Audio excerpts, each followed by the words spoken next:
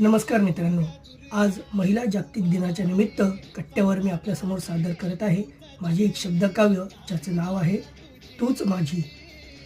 तुझं मन संसाराशिवाय कशातच रमलं नाही, तुझं मन संसाराशिवाय कशातच रमलं नाही, अशी माझी भोळी आई, अशी माझी भोळी आई.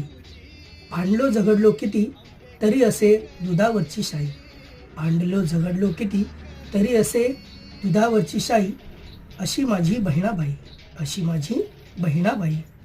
सदैव नजर तिरकी करून पाय, सदैव नजर तिरकी करून पाही, पण मनी तिच्या प्रेमाचा अखंड झरा वाही, पण मनी तिच्या प्रेमाचा अखंड झरा वाही.